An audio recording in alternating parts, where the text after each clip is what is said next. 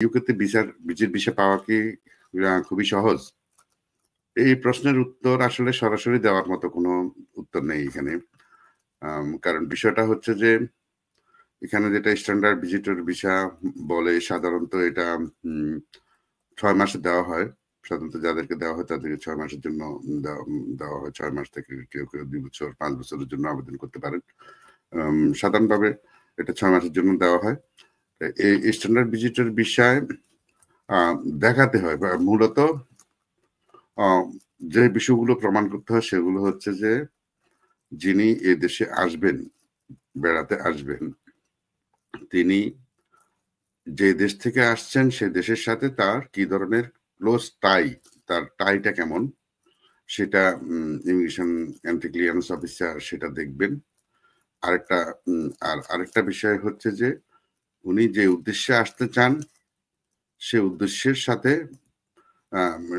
সেটার ব্যাপারে তারা নিশ্চিন্ত হতে চান যে কি উদ্দেশ্যে সে আসতে চান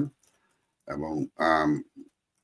তারা বেশি নিশ্চিন্ত হতে চান যে বিষয়ে সেটা হচ্ছে যে উদ্দেশ্যেই তিনি আসুন না কেন, পর্যটন, ফ্রেন্ডস ফ্যামিলি বা অন্য কোনো যদি উদ্দেশ্য থাকে সেখানে সেটা শেষ হওয়ার পর সেই উদ্দেশ্যটা সাধন করার পর মনে করেন যে কেউ কারো ছেলে মেয়ে দেখতে আসলো, ছেলে মেয়ে বাবা মাকে দেখতে আসলো বা অন্য কোনো যে প্রয়োজনে সে এখানে আসলো সেই প্রয়োজনটা শেষ হওয়ার পরে তার লাইকলি সে কত দূর সে ব্যাক করতে পারে, দ্য পসিবিলিটি তার সে কি ব্যাক করে চলে যাবে কিনা, অর্থাৎ যে উদ্দেশ্যে সে আসছে, যে পারপাসে সে আসবে ইউকেতে, সেই পারপাস শেষ করার পরে সে কি আবার সে চলে যাবে কিনা, এই দুটা বিষয় প্রধানত দেখা হয়। তো সেই ক্ষেত্রে আসলে মূলত যে ব্যক্তি আসবেন তার সামাজিক অবস্থা, তার অর্থনৈতিক অবস্থা, তিনি কি পোস্ট হোল্ড করেছেন অতীতে বা কি পোস্ট এখন হোল্ড করেন, তার সামাজিকতা, তার অর্থনৈতিক কতদূর সচ্ছলতা আছে, এই বিষয়গুলো তারা অবশ্যই বিবেচনা করেন। ব্যাংক স্টেটমেন্ট দেখেন, অনেকে অনেক রকম দলিলপত্র দেন সেগুলো, এবং সবচেয়ে বড় কথা হচ্ছে যে যদি বিষয়গুলো ঠিক মতো প্রমাণ করা যায় সেই ক্ষেত্রে তাকে ব্যাংক স্টেটমেন্ট দিতে হবে, তার অন্যান্য সম্পদের বিবরণ দিতে হবে, তার দেশে সে যদি কোনো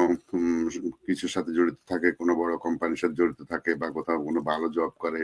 বা যে জবই করুক না কেন সেখান থেকে তার রিটার্ন কেমন আসে, উনি যদি রিটায়ারমেন্টে থাকে সেই ক্ষেত্রে এই বিষয়গুলো অর্থনৈতিক একটা সক্ষমতা এবং টাই, এই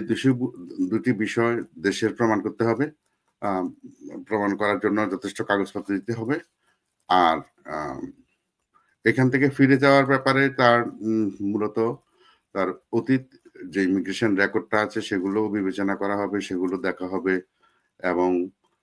সেখানেই আসলে মেইন পয়েন্টটা সেখানেই, মানে যে এন্ট্রি ক্লিয়ারেন্স অফিসার তাকে সে মনে করতেছে কিনা যে হ্যাঁ তিনি তার যথেষ্ট পরিমাণে সম্পদ বা তার ইউকেতে আসার মতো সে অর্থনৈতিক সামর্থ্য আছে, সবকিছু আছে, বা যার আমন্ত্রণে যিনি যাচ্ছেন সবকিছু ঠিক আছে, কিন্তু সে তার ব্যাক করার, তার দেশে ফিরে আসার সম্ভাবনা কতটুকু, এই ব্যাপারে UK entry clearance officer, home officer entry clearance officer যখন নিশ্চিন্ত হবেন তারপরে ভিসাটা সাধারণত পাওয়া যায়। তা আমরা সাধারণভাবে কিছু কিছু বিষয় দেখেছি, এখানে অনেকগুলো বিষয় আছে, আপনারা এখানে অভিজ্ঞ ইমিগ্রেশন অ্যাডভাইজারের সহযোগিতা নিতে পারেন এসব ক্ষেত্রে। যে বিষয়টা, একটা বিষয় আপনাদেরকে শুধু বলবো সেটা হচ্ছে যে আপনারা একটা বিষয় লক্ষ্য করতে পারেন, সেটা হচ্ছে যখন আপনারা যে ব্যাংক স্টেটমেন্ট গুলো দিবেন সেখানে যে বেশি মনে করেন যে আপনার যে ট্রানজিশন গুলো একটু ভ্যালু হাই, যে লেনদেনগুলো বেশ মনে করেন হাই হাই হাই লেনদেন 50,000 বা 1 লক্ষ টাকা 2 লক্ষ টাকা, যে লেনদেনগুলো স্বাভাবিক লেনদেনের বাইরে যে লেনদেনগুলা ঊর্ধ্বমাত্রার হয় সেই লেনদেনগুলোর একটা ক্লারিফিকেশন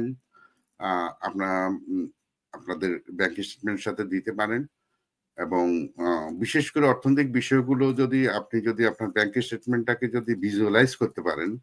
যে এখানে এই টাকা এসেছে, এখানে টাকা এসেছে বা কিভাবে এসেছে, এই জিনিসটা যদি ভিজুয়ালাইজ হয় এবং এটার একটা যদি ব্যাখ্যার সাথে সাথে যদি দিতে পারেন এবং আপনার যে অবস্থা সে অর্থনৈতিক অবস্থা, আপনি যার কাছে আসবেন তার রেকর্ড, এই সবকিছু মিলে যদি ভালো থাকে, অ্যান্টি ক্লিয়ারেন্স অফিসার হয়তো বিবেচনা করতে পারে যে ওনার সব দিকে ঠিক আছে, কাজে এই ব্যক্তিকে ভিসা দেওয়া যায়। কাজে ভিসা পাওয়া খুবই হয়তো সহজ নয়, তবে খুব বেশি যে কঠিন সেটাও নয়। আপনাদের সবার জন্য অনেক শুভকামনা। আবারও দেখা হবে নতুন কোনো বিষয় নিয়ে।